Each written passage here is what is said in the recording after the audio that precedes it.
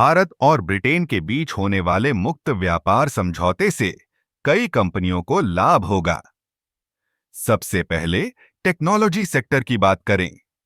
भारत की आईटी कंपनियां जैसे टाटा कंसल्टेंसी सर्विसेज, इन्फोसिस और विप्रो को ब्रिटेन में अपने सेवाओं का विस्तार करने का मौका मिलेगा। इससे न केवल उनकी आय बढ़ेगी, बल्कि भारत के युवा पेशेवरों के लिए भी नए रोजगार के अवसर पैदा होंगे। अब बात करते हैं फार्मास्यूटिकल्स की। भारत की दवा कंपनियां जैसे सिप्ला और सन फार्मा को ब्रिटेन के बाजार में अपनी दवाओं को बेचने में आसानी होगी। इससे न केवल उनकी बिक्री बढ़ेगी, बल्कि भारतीय स्वास्थ्य सेवाओं को भी मजबूती मिलेगी।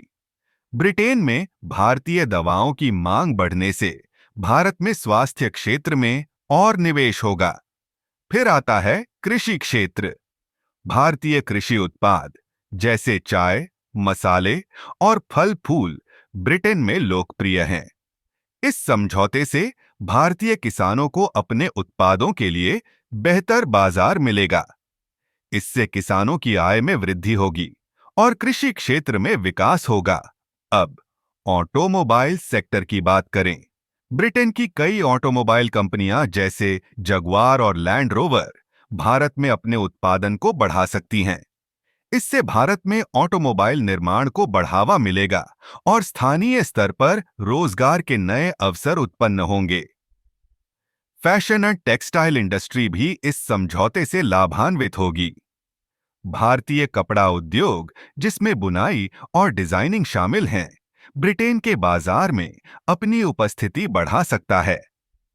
इससे भारतीय कारीगरों और डिजाइनरों को अंतर्राष्ट्रीय स्तर पर पहचान मिलेगी। इसके अलावा पर्यटन और आतिथ्य क्षेत्र भी इस समझौते से प्रभावित होगा। ब्रिटेन से भारत आने वाले पर्यटकों की संख्या बढ़ेगी, जिससे होटल, रेस्टोरेंट और पर्यटन सेवाओं को बढ़ावा मिलेगा।